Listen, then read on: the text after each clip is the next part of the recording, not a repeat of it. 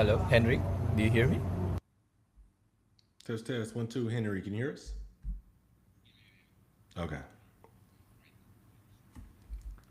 Okay, let's just start. So, hello everyone. Good morning, good afternoon, good evening, and good night. Since this webinar will be live streamed on the recording as well, will also be available afterward. I would like to welcome everyone joining us from different parts of the world. So, first of all, I want to say thank you to everyone who has joined us today and welcome to our webinar. My name is Afisena and I'll be your host and moderator for today's discussion. I'm really excited better to have you all here and looking forward to having an engaging and insightful conversation with our speakers. So, I think I'll start with this premise. So, many companies, especially startups and medium sized business, they are often concerned about passing an audit or obtaining a certifications, regardless of which framework they are implementing. With that in mind, today we're going to discuss a topic entitled From Zero to Audit Ready. And of course, I'm not alone today to discuss this topic. I'm joined by two experts who have extensive experience in implementing various frameworks and helping companies to become audit ready. So I think we're going to start first with one of my colleagues whom I work on a daily basis, and I know that she is highly experienced in this field. So, Deacon Wine, please introduce yourself to our audience and tell us a little bit more about your backgrounds and experience. So, hello everyone, my name is Deacon Wine, you can call me Wine. Actually, I'm a GRC analyst here in PH. For who doesn't know what is GRC, GRC stands for Governance, Risk and Compliance. In a simple terms, let's say we help company to understand their risk and building the right processes and controls. I also work with several companies that are preparing their certifications such as ISO 27001, ISO 42001, helping them to understand the requirements and implement them into their day-to-day operations. And interestingly, I actually started my career here in VH as a content writer. So that's where I first got exposed to the compliance world and started to learn more about security, privacy, and how regulations translate into what company actually need to do. And over time, that interest grew into something much bigger, and eventually here I am, transitioned into the GRC analyst. And yeah, from writing about the compliance to actually helping company implement it. Okay, thank you so much, Wine, for your introduce. And then next, we also have someone that I first met in Singapore. I know him as the cyber evangelist, and I also know that he's very highly experienced in this field. So, Tori Henderson, please introduce yourself to our audience and tell us a little bit more about your background and experience. Yes, thank you, Avicina. Cyber evangelist. It is, it's just something that I just really believe people need to be more aware of, and so I just found myself over the years, whenever there was opportunity to talk about cyber, just really impressing on them the importance of shared responsibility in their part. My background is about 20 years in cybersecurity, both in the U.S. I'm from the U.S. as well as the 3 years I've been here in Singapore, and also have over 25 years of IT experience. So I've done a combination of both. I actually started in IT and then started to get pulled into security, and found that I just really enjoyed understanding the mind of an attacker or a hacker. I like to call it an adversary. So from now on, I'll just refer to it as an adversary. But that started me down the route of cybersecurity and learning from network security and vulnerability management up until full-blown security programs and security architecture, and just continuing throughout all of that to just really evangelize to the various business units and clients the importance of security, not only in their own profession, but then in their own personal lives as well. I also volunteer at the ISC2 Singapore chapter. Here in Singapore, we have an outreach program. And so we have an opportunity to go out and evangelize to the children. I did a primary school training yesterday doing practical cyber hygiene. I've done another primary school a few months ago, looking to get more involved with Singapore Scouts. and just again continue to raise awareness of the importance of cyber, along with doing corporate training for organizations. I run a startup here in Singapore called Cutlass, and it does quite a few things. It does developing solutions for SMEs from a cyber perspective, also doing consulting and advisory, including vCISO and GRC. And then lastly, like I mentioned a minute ago, getting more into the corporate training as well, and just integrating all three of those in different ways to be able to help companies. Okay, then thank you, Tori, for your introduction. So, everyone, we are here with these two amazing person. So let's just start with some topics that we're going to discuss. So, I would like to start with the very beginning. So, imagine I'm a founder of an SME. I have no compliance team, limited resources, and I've never been through an audit before. So, where do I even start? And for a company that wants to start its compliance journey, what should be the first step toward becoming audit ready? So, I guess these questions, any of you wants to answer first? You want to start, Wine? Oh, sure, it's great. So I would say it's all start by knowing yourself first. So a lot of companies immediately start asking which certifications we get, should we do ISO 27001 or SOC 2, or what policies do we need? But I don't think that is the right first questions to ask. So the first question should be, what does my company actually look like from a security and privacy perspective? Like, you need to understand what kind of system that you have, what kind of vendors you depend on, what happens if one of your system becomes unavailable or compromised. And after that, you need to understand where are you operating in, what regulations that you need to comply with, whether you are in healthcare, so you have to comply with several other regulations and laws related to the healthcare, and contractual requirements that you need to have, or customers' expectations apply for you. For example, if you are selling SaaS to enterprise customer, they may expect you to have SOC 2 or ISO 27001. So, and other than if you are developing or deploying AI, then AI governance and AI specific risk may also become relevant to you.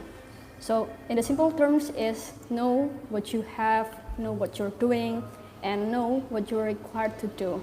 Then after that you can try to understand your risk, then prioritize which one you have to do it first. So you don't need to have a huge compliance department on the day one. You just need to establish the foundational right for the security and privacy.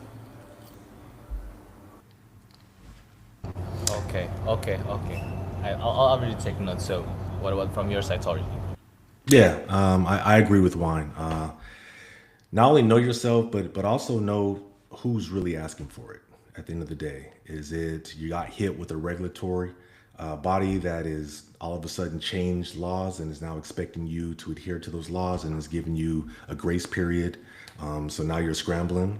There's a lot of companies here in Singapore that are going through that this year because the Cybersecurity Agency of Singapore has mandated that critical infrastructure, information infrastructure owners or CII owners have to now become a cyber trust mark tier 5 certified, which is the top tier here in Singapore for our, what I would say is our one of our main cybersecurity frameworks and standards.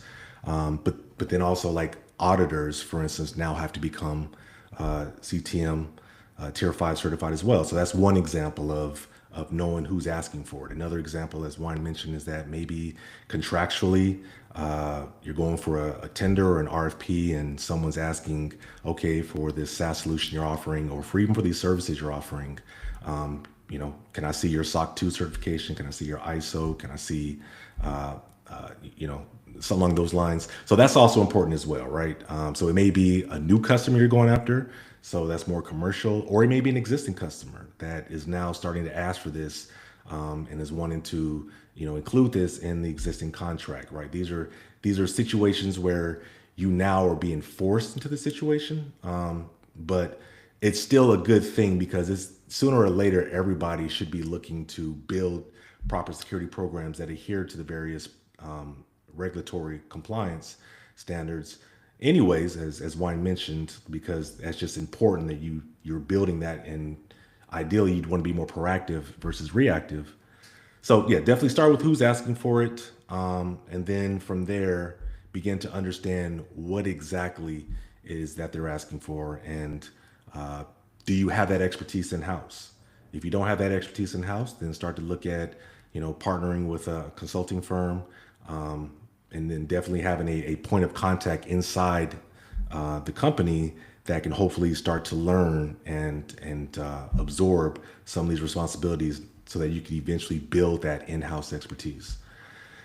What is the first thing you should do after you identify all that is, as Wine mentioned, you begin to just do an inventory of where you're at, and then start to look at whatever frameworks may be you're responsible to comply to, and start to do a gap assessment and understand where are your gaps. A lot of people just think that because they're doing things, they spend all this money on security controls, they have processes and procedures in place, at least they think, and it may be in the minds of their employees and not necessarily written down somewhere.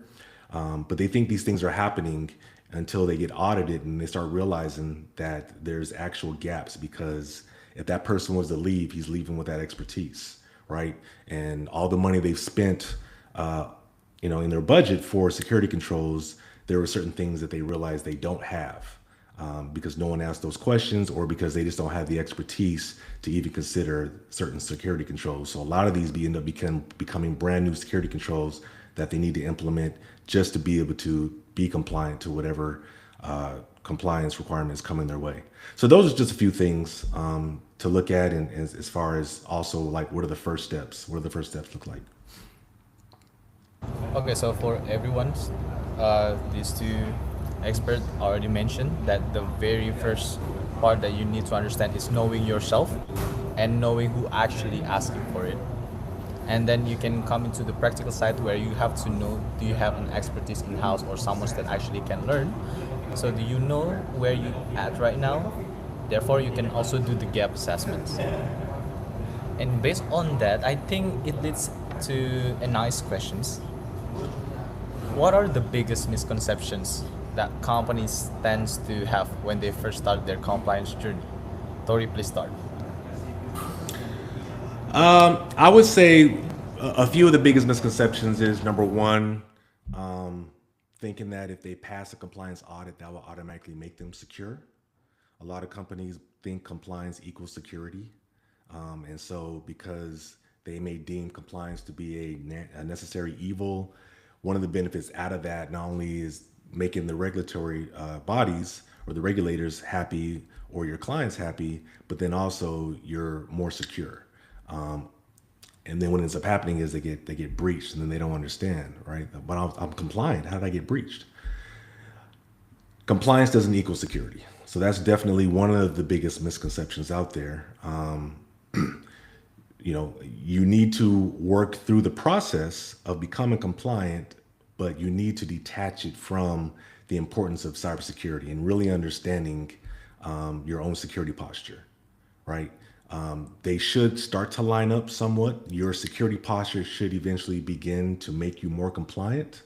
But unfortunately, a lot of companies allow compliance to drive their cybersecurity posture. And then they only do the bare minimum to pass the compliance, which again is just the bare minimum, instead of allowing their security posture to dictate their compliance and their security posture to continue to grow and mature, which will go above and beyond the basic requirements of a particular regulatory compliance requirement. I would say another misconception is maybe just having this false sense of it's not going to take too much time because you probably are already doing these things, and so you just need to kind of structure it a little bit, and then you'll be ready to pass an audit. When in reality, you may not have the proper evidence, you may not have the proper documentation, and so you're going to find yourself scrambling to collect a lot of the evidence during the audit, which is going to show the auditor that you weren't ready, right? And I know eventually we'll get to the term audit ready, but this is an example of not being audit ready. Okay. What about you, Anya? What about you from your side? So I think one of the biggest misconceptions is that security is something that you can do it later. I see some of companies thinking that we're still small, we didn't have much customers yet, we will worry about the security like when we eventually grow.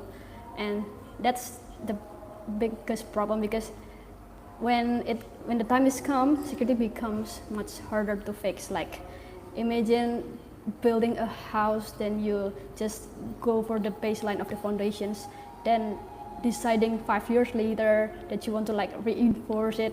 Yes, actually you can do it, but it's going to cost more expensive, and it will like disrupt a lot of things that you already built in within years.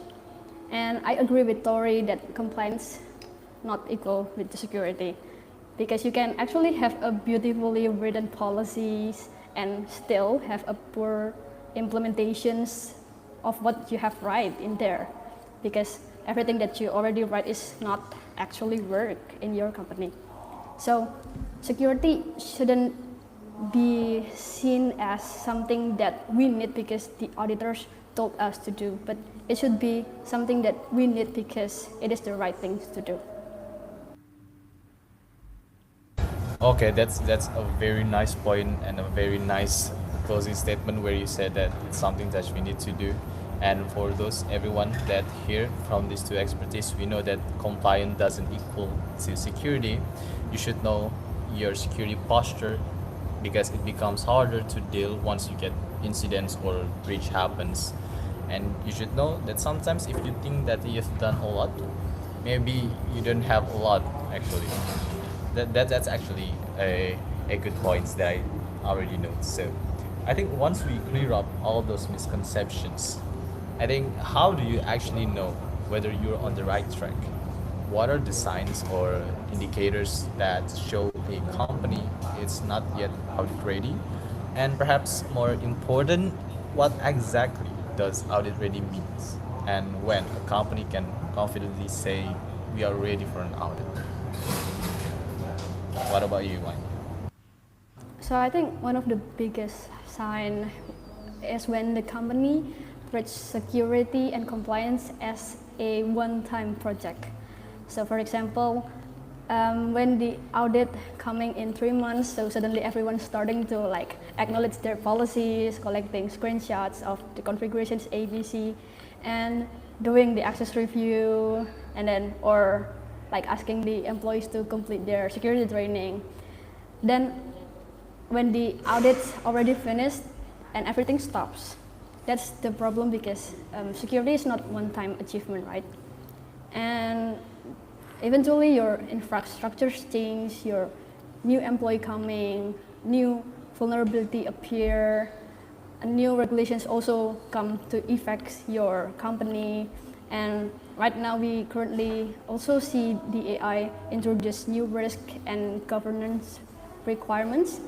So a company that is actually ready should have some like level of continuous monitoring and improvement in their company. And another warning sign is when nobody actually can clearly answer these basic questions, such as like, what system do we have? What is most our risk important? And when was the last access review conducted? Or maybe like what happened if our main system goes down? When the answer like are always like, I think, probably, or we'll check on that later, it's actually a sign of the needed of better security practices in the company. So audit readiness is really a combination of like appropriate controls, effective implementations, and also making sure that all of this is continuous monitor. And yeah, you will show that you are already compliant with all of that. Okay. Yeah. Get it. Get Yeah. it. Yep, I would agree with what Wine's saying. Also, I would share some other signs that a company is not yet ready is you haven't tested anything, right? You believe that you have logging, and then you don't find out you have logging until you're actually going through an audit, and that's a gap right there. So then, not only is that a gap from an auditing perspective or from an evidence gathering perspective, but that's a bigger cybersecurity gap because you could have been compromised and you have no logs, you have no way of indicating it. There were no alerts. Your incident response plan didn't work.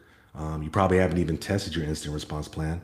So a lot of these things are signs that you're not ready because, as Wine said, just because you have policies and maybe procedures, if you haven't actually enforced them or tested them to make sure that they're actually happening until you get audited, then that's a very poor place to be. Another thing is you can't produce a list of your own assets. Like you have no idea, what kind of machines are in your environment, who's bringing their own devices, what applications are being used, right? We had shadow IT a long time ago. Now we have shadow AI, which is exactly what it is. You have no idea because it's not documented. Policies aren't being enforced. Policies and procedures aren't being enforced. There isn't an approved list. Those are two reasons. You've never done a security incident because you've never had one that you know of. So you don't even know how the process is, or you can't even provide evidence to your auditor that you've done a security incident or you've logged a single security incident. Anything, right? A change control process, because no one has actually tested and enforced these policies and procedures. Audit ready really, as funny as it sounds, it means what it sounds. You are ready for an audit, right?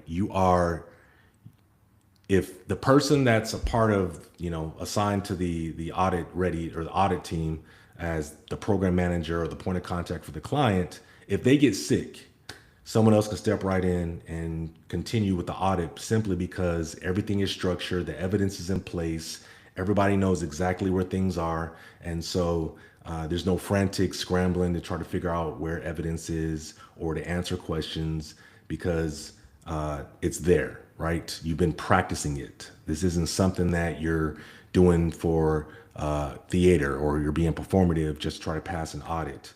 You've actually been doing it. It's embodied in your culture. So that's audit ready, right? Someone can step in and provide the proof if someone's out. An auditor could walk in unannounced, right? Wine could walk in unannounced and you're like, oh, I didn't know we're having an audit today, but no problem because the evidence is there, right? And I'm fully confident that we'll be okay because we've been doing it. So that's another point of being audit ready is an auditor can come in at any given time so that you're not like scrambling in the last day or week to try to put all the evidence together and to get everything ready. You've been doing it and it's already in place. And all you're doing is maintaining that process and maintaining evidence, maintaining logs, and it's all structured. The policies are in place, they're enforced. So therefore, there is no scrambling.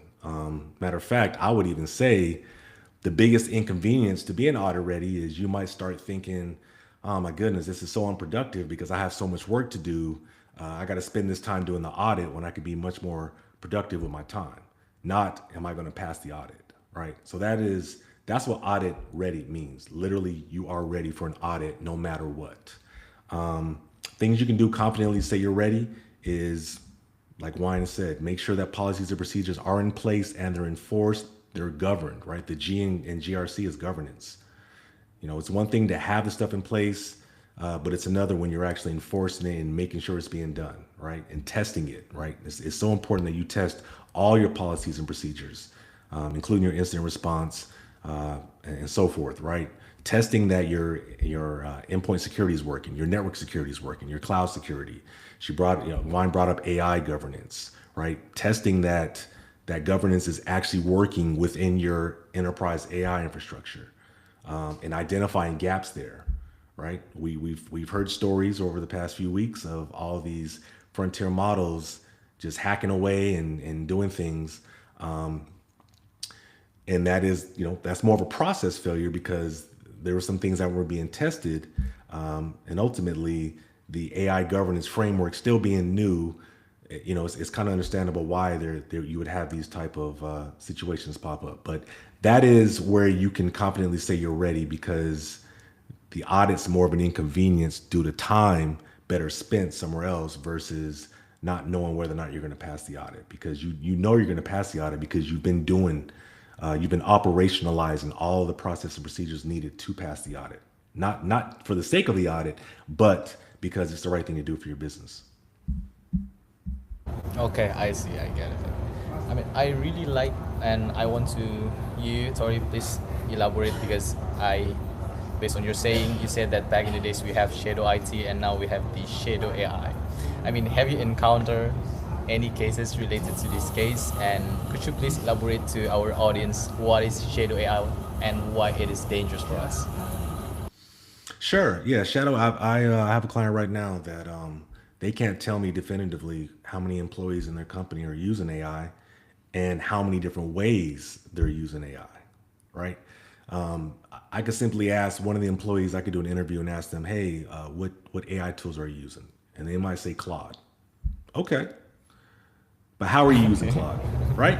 How are you using Claude? Yeah. Right? And they don't even realize that, oh, I'm using Claude AI, I'm using Claude Code, I'm using Claude Cowork, I'm using Claude Design, right? I'm using Claude Manage Agents. I've given them access to, files and applications in-house. I've put my identity credentials in there to do certain tasks for me.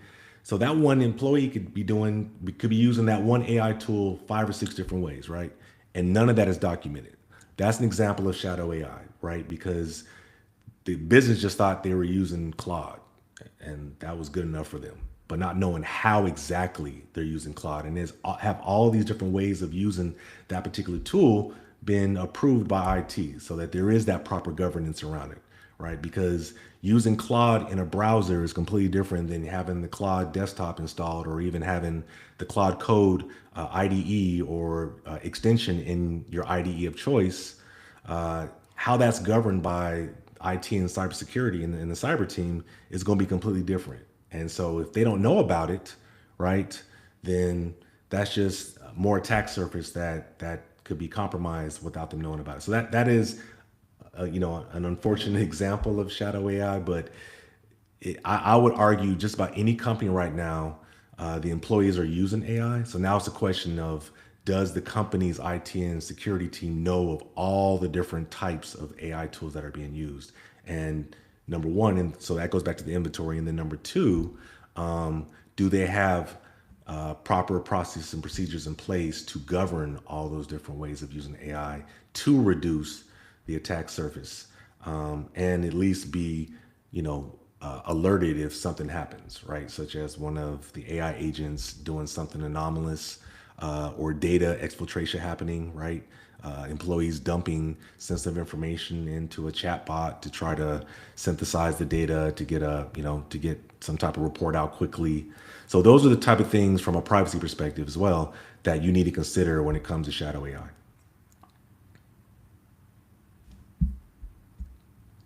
Okay, I get it. So, based on one and Tori point, actually, we should know and we should take notes that security is not a one-time thing or a one-time project because it's actually a continuous.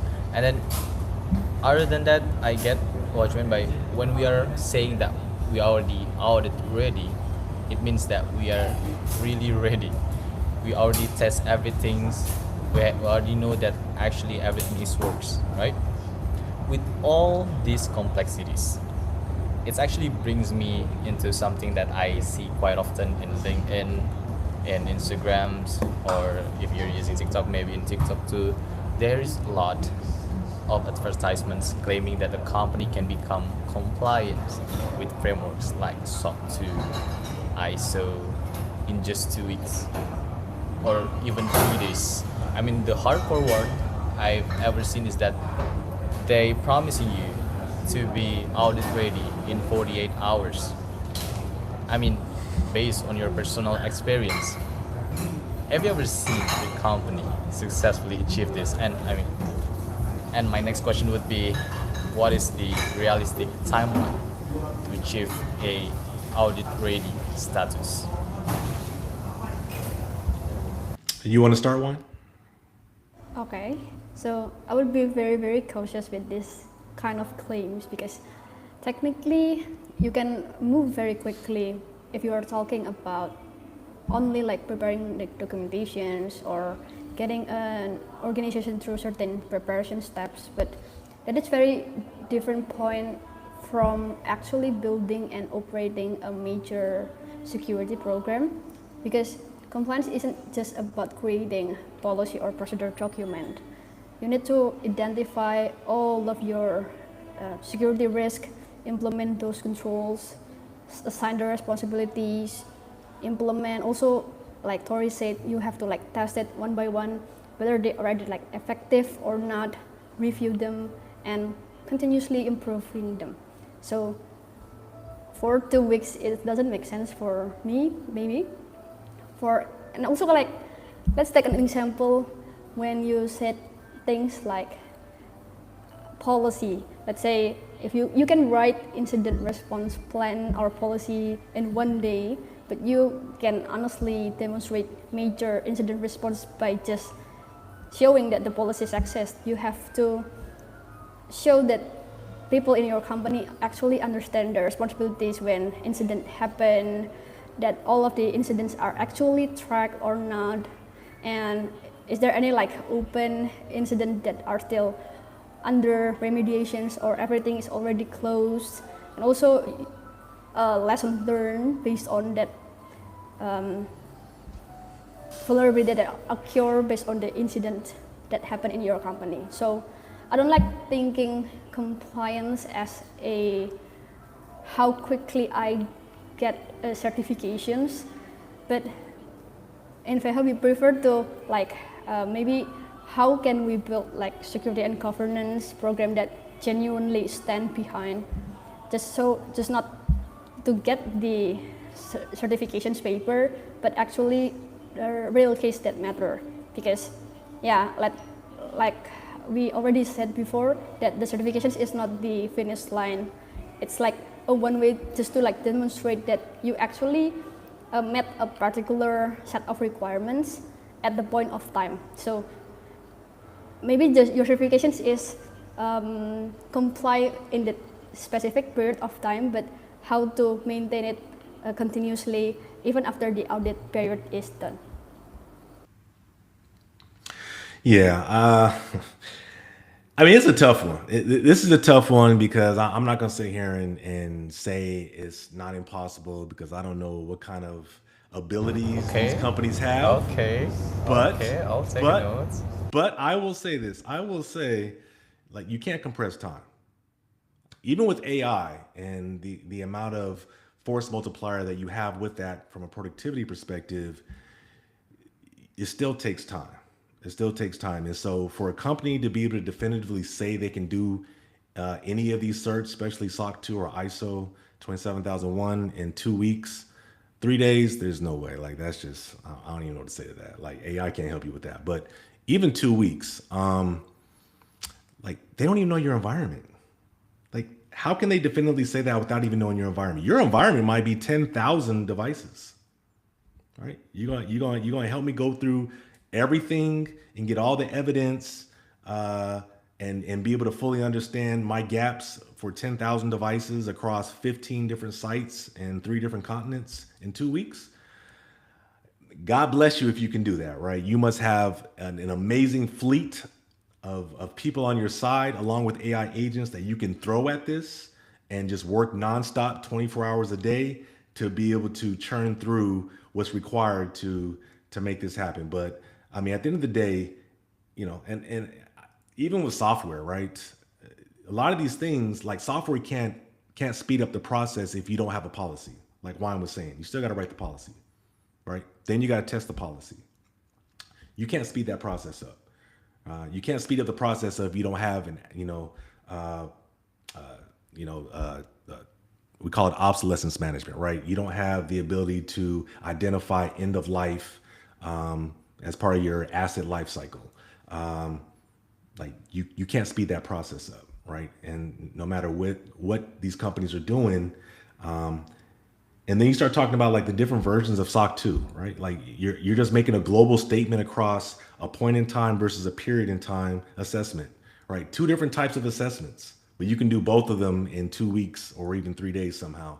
So I would just be very careful when you see any type of advertisements making these bold, global umbrella type of statements when they don't even know your environment and the complexities that come along with that. Okay. I think there's a difference in opinions or in perspective that Tori already mentioned. It is actually possible, while one disagrees. But I think the main takeaway is how you serious about getting this done, right? Yeah. And for that saying, I think there's one question that you guys haven't answered yet. Is that what would be a reasonable amount of time to become audit ready? Yeah, so let me jump in here. It depends on the standard, I would say. For instance, I worked with a client just to become PCI DSS compliant on the most basic version of PCI DSS, which is a self-assessment questionnaire type A or a SAC A. And it's like 20 to 30 controls. It's the most basic you can do for a PCI DSS assessment. And it still took them weeks because a lot of those controls weren't in place. And so you can't speed that process up. They have to go in and build that out. They have to go put those controls in place. They had to go purchase security solutions such as ASV scanning, right? Approved scanning vendors to do external network vulnerability scanning for devices that were in scope. So, when I say I'm not going to say it's not possible. What I'm saying is the probability is extremely low. In the day and age of ANI, you can say anything's possible if you throw enough resources at it, but the probability is still very low to do something within 3 days to 2 weeks of any sort. I have a partner of mine that just went through the CTM Tier 5 certification here in Singapore, took 6 months. And that was with a lot of resources working nonstop on it. Imagine if you're a company that you can't just pull your resources to just work on this for 3 days or 2 weeks. Like that's going to be very difficult for a lot of lean companies. They're going to have to juggle both, right? Or they're going to have to put in a whole bunch of extra hours that could impact productivity as well. So, it could be anywhere from, depending on the smallest framework that you're trying to implement, depending on your environment, that could still take weeks, to something as extensive as ISO or SOC 2 or, even NIST CSF, definitely CTM here in Singapore, or we have another framework here, another standard here called CCOP. That's meant more for the CII, the critical information infrastructure organizations that deal with, sustaining the company, like banking and water and electricity and telcos and so forth. Just being able to do that in a quick manner is going to be difficult unless you've already adopted the proper behavior and culture of implementing these things before even considering going through some type of framework audit. Okay, I get it. So, given the number of process involved, and we know that X technology can obviously play a role as well.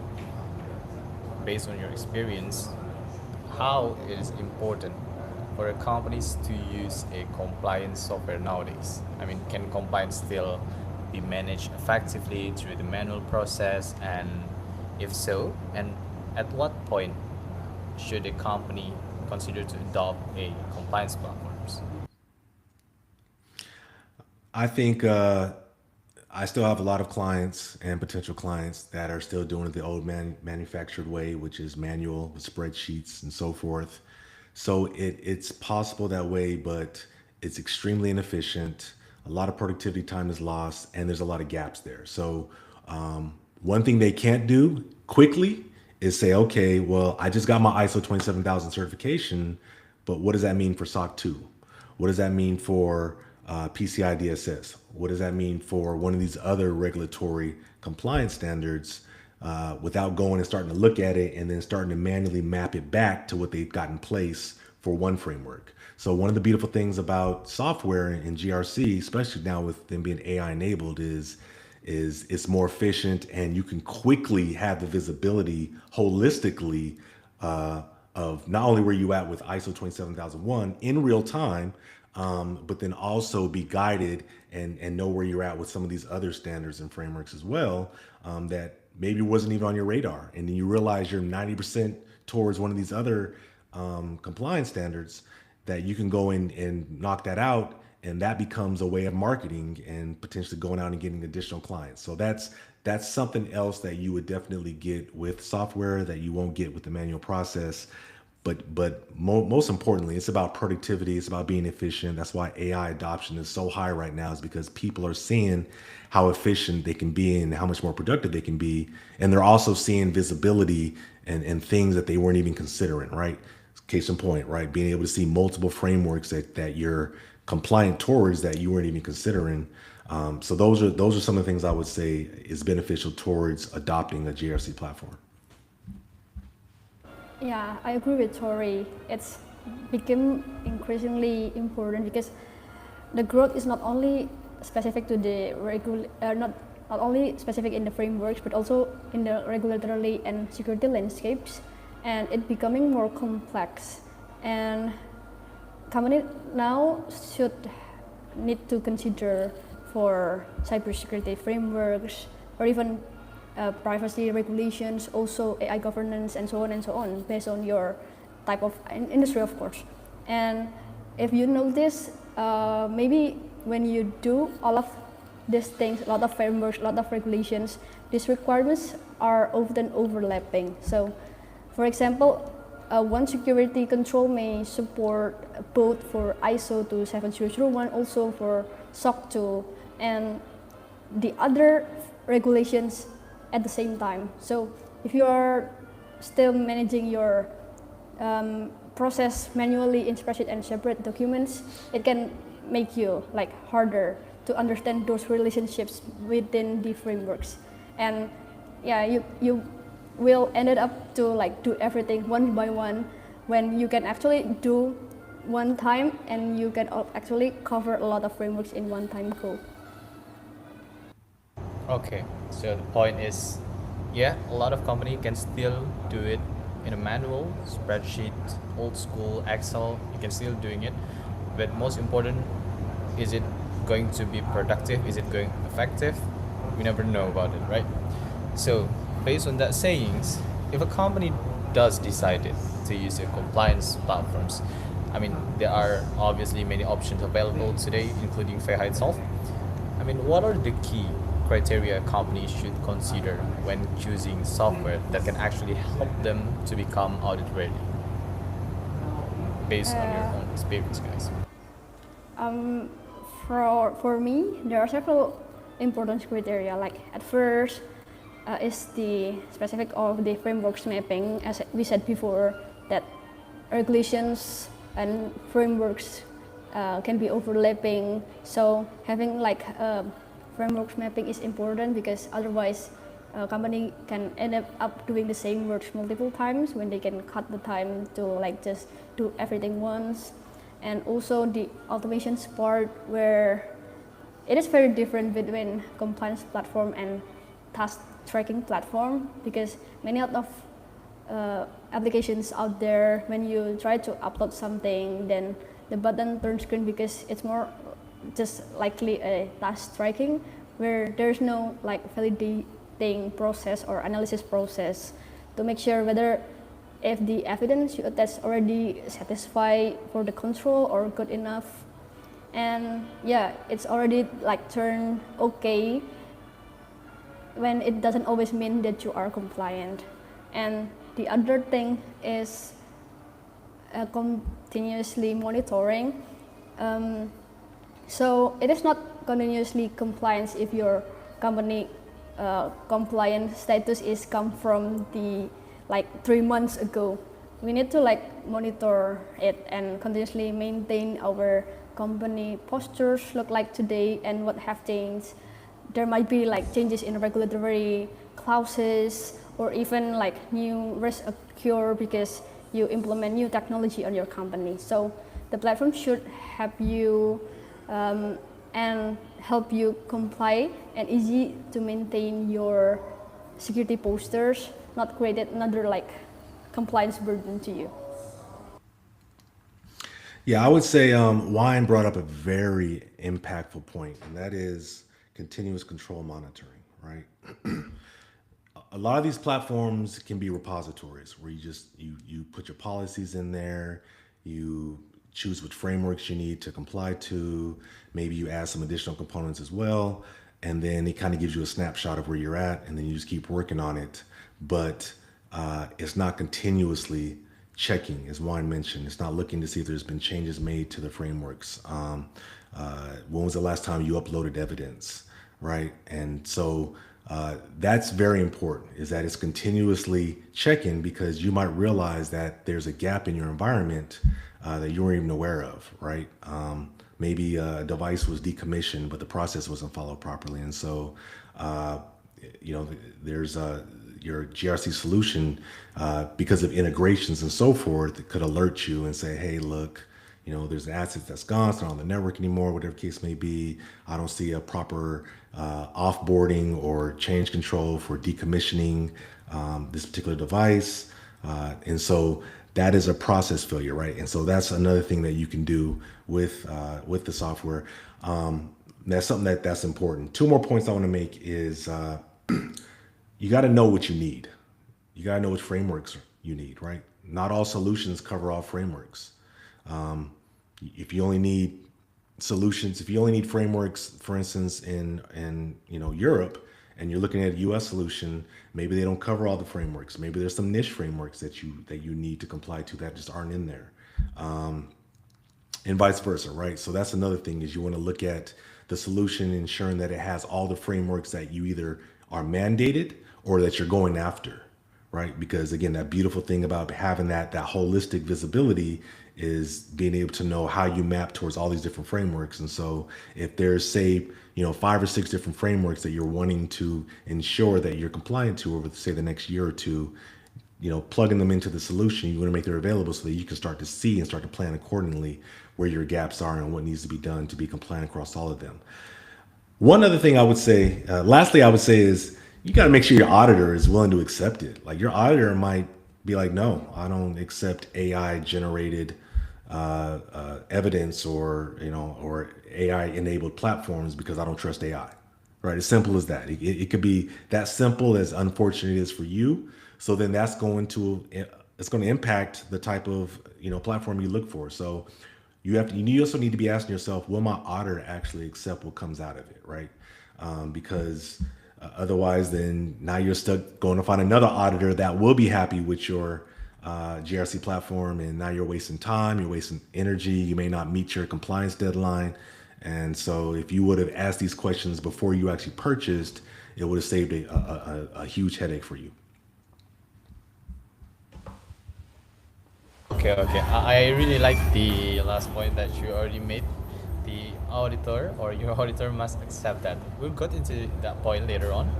But I want to ask this first. Okay, so beyond the internal compliance process, companies also need to think about how they demonstrate their security and compliance posture to their customers, to their stakeholders, or even investors. So, in general, can you actually know what kind of certifications are commonly expected or at least sufficient for a company? And if a company cannot yet afford a certifications, how can they demonstrate to their customer, stakeholders, or even a potential investor that they are actively working towards compliance? Good question. I'll be real brief here. It goes back to the first principle of knowing who you are and knowing, what's being asked of you. That, first of all, is going to determine quickly exactly what type of certifications are required from you. As far as can you afford them or not, if it's mandated, then you don't have a choice, right? You either figure out a way, whether that's a business loan or whatever the case may be, you figure out a way to maintain that compliance, because if not, it could result in regulatory fines, which could put you out of business. It could result in you losing customers, which will put you out of business. So if there is a mandate for you to have these certifications from either regulators or from clients, you have no choice but to make a move and do what you got to do to get those certifications to maintain your status, right? So I would say that's number one. And then number two, for SMEs, what are commonly expected? It really depends on where you're at, right? And what industry you're in. Some industries require certain frameworks and compliance standards that others don't. Or for instance, PCI DSS, right? If you're accepting credit cards, then it doesn't matter where you are. You're required to be PCI DSS compliant. So it just kind of depends also where you're at, what industry you're in, and then what are your circumstances as a business. So that's true. There isn't one certifications that are universally sufficient enough for every company, because every company have different like business requirements, business scopes, and yeah, it depends based on the industries itself, where are you operating in, based on what data you are trying to process. Also, a risk profile will determine whether you need to like comply to specific law and regulations.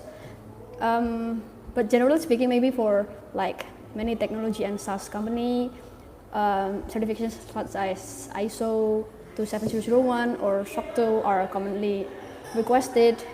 And maybe if you have customer personal data that you are trying to process, you need to also comply with your specific country privacy requirements. And maybe for organizations that are trying to like deploy and develop AI governance also need to be under your radar, let's say. So it becomes relevant to know and see your activities and requirements based on your company scopes and need. And yeah, certifications is like just a proof or a certain level of compliance. It's not really the continuous compliance itself. So the most important thing is whether you actually implement everything rather than just like pursue the certifications itself. Okay, so I'm going back to the point that Tori already mentioned before. When you already have a GRC platforms, or if you want to use a GRC platforms, you have to know whether your auditor going to be accepted or not. This going to be came up into my last questions, because based on what you're saying, we also know whether the auditor accepted or not. Then we have to know how to choose the right audit firms.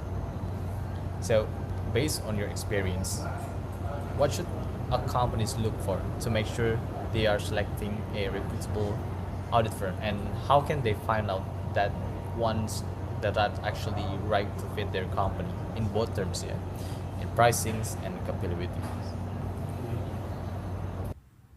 I know we're short on time.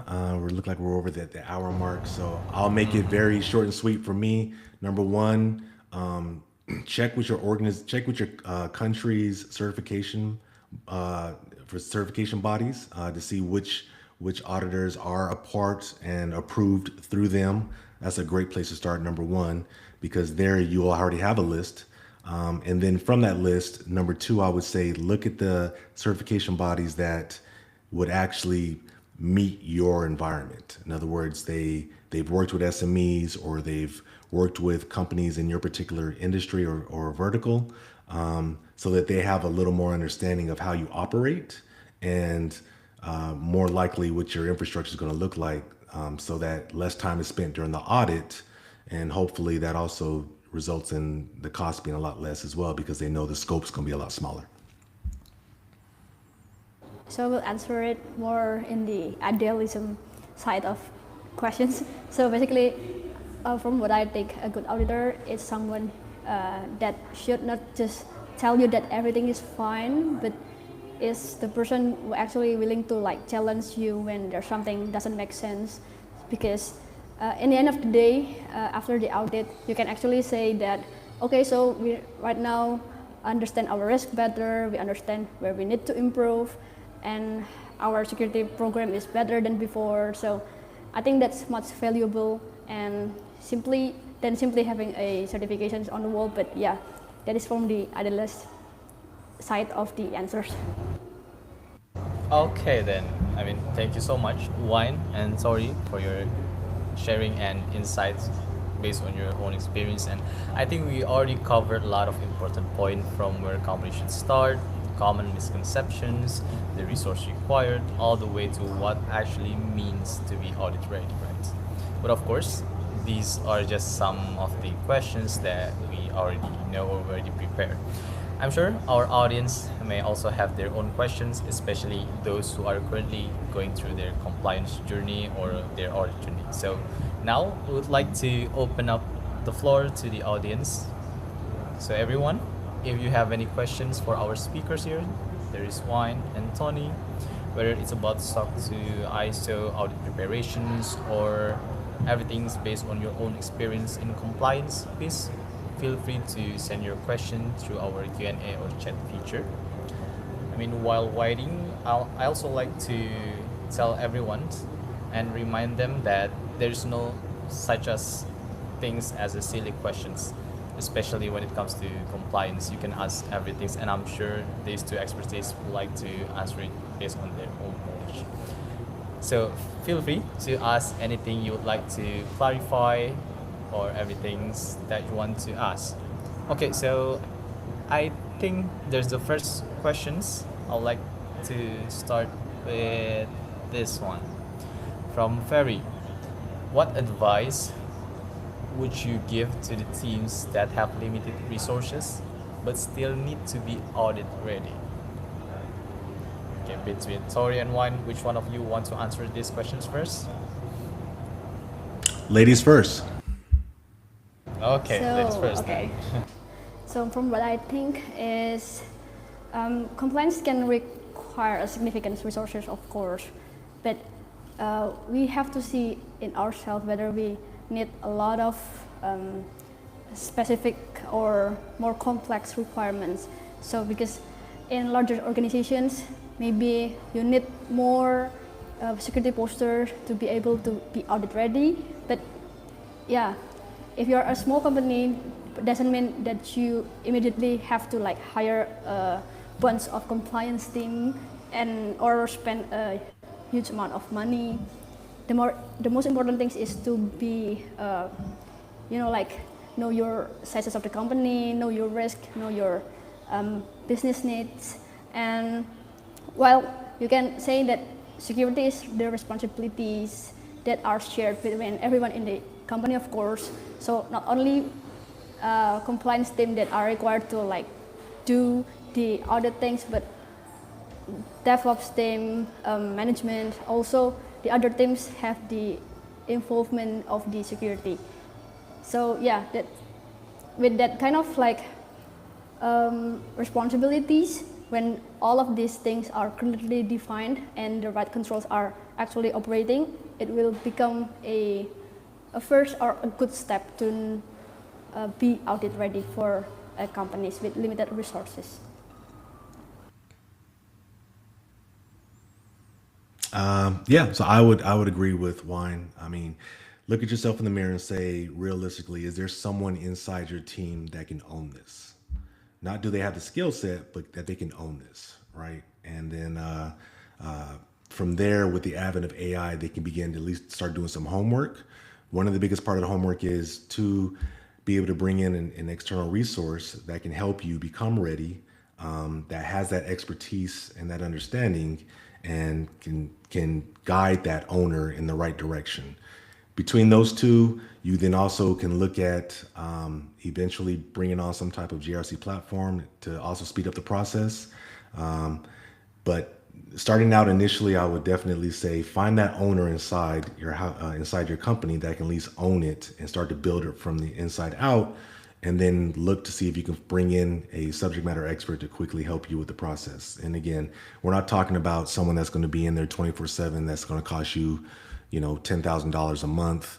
It could be someone that spends a couple hours a week or even over a month and provides more guidance to your owner to point them in the right direction so they're not spinning their wheels.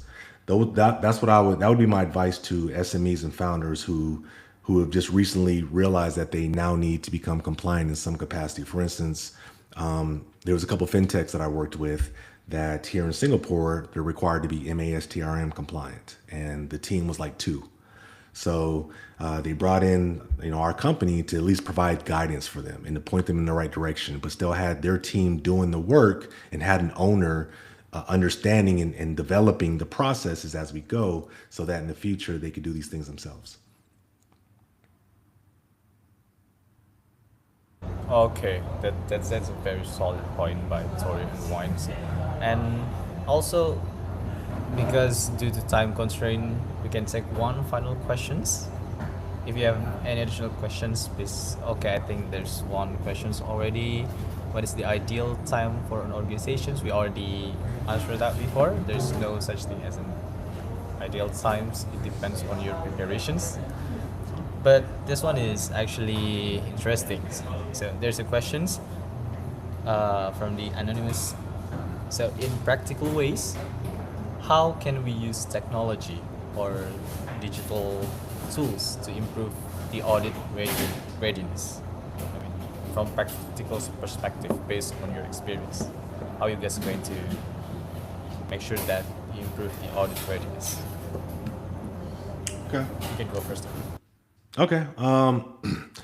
Look for a reputable GRC platform that has, again, those frameworks that are important to you or required by you, and begin to see if there's built into it, AI enablement that can guide you through the process. Instead of you just using the tool, it can walk you through the tool. It can help you understand the evidence, analyze the evidence, as Wayne had mentioned before.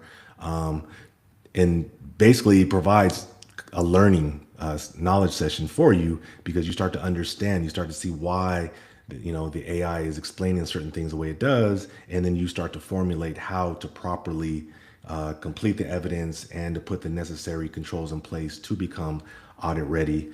So that's one way. Another way is to just use AI tools to help you to understand where to start, as far as, okay, I need to become this particular framework. This is what it is. Can you go find out everything you can about it, and then tell me like a checklist practically so I can start, and again, it could be a lot of basic things like, do you have inventories in place? When was the last time you audited your identities? Do you know who still has accounts that have left the company months ago, but they're still active? Do you have shared accounts, right?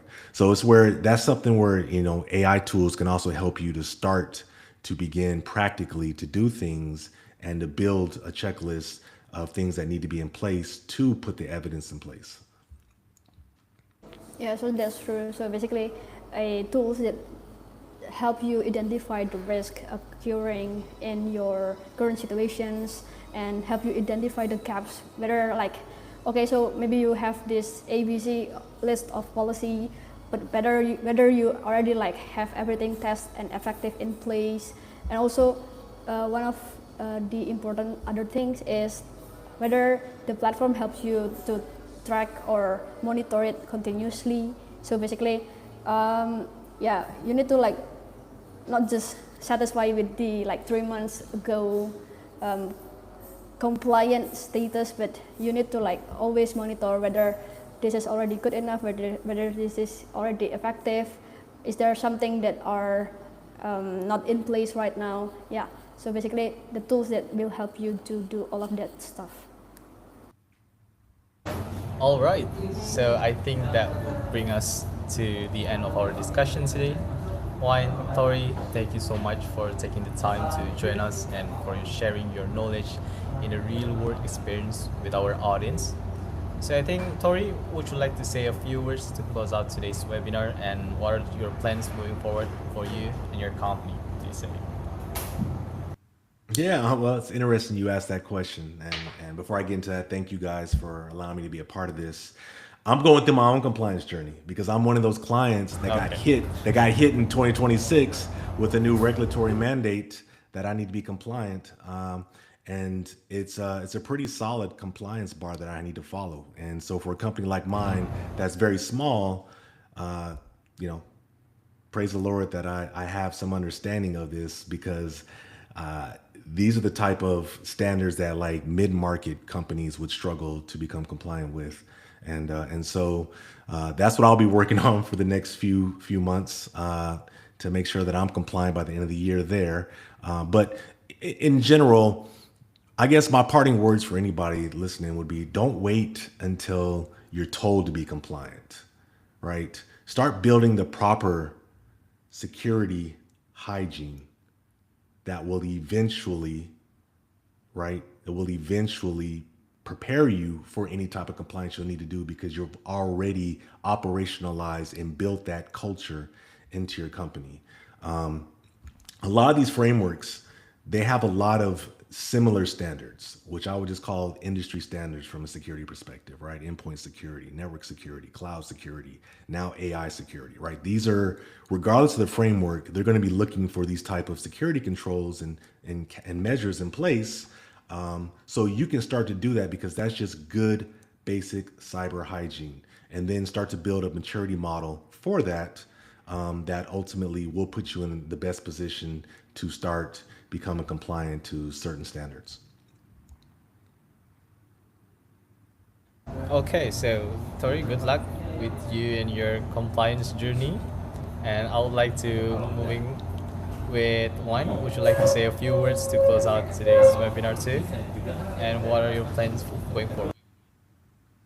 So actually, from my side, as we in FEHA always say that compliance is not a destination; it's always a continuous process to do. You need to like understand fully about your organizations, understand your regulatory and customers' requirements, identify risk and gaps continuously, and yeah, this has become also more important as companies adapting the AI. So security, privacy, and AI governance shouldn't be treated as like separately activities because it's actually overlap. They have some subsets that you can actually do as once. And as we say also that build a something that understand it risk, prove that it's always says what it does and always continuously growing. So yeah, that is the most important things that we always say. Okay, so then thank you so much again for your time, Tori, cyber evangelist and Wine, one of my church analysts in FEHA. And last, a big thank you for everyone who joined us today, whether you are just starting your compliance journey or you're already preparing for an upcoming audit. If there's one thing I hope you can take away based on today's discussions is that to become audit ready, it's not about preparing everything at last minute. It's about building the right foundations, implementing the right controls, and continuously maintaining them with the right evidence. So whether you are starting from zero or already somewhere along your compliance journey, I mean, the earlier you start, the better prepared you'll be. So again, thank you once again for joining us at our webinar today, From Zero to Audit Ready. Have a great day, everyone, and we see you at our next webinar.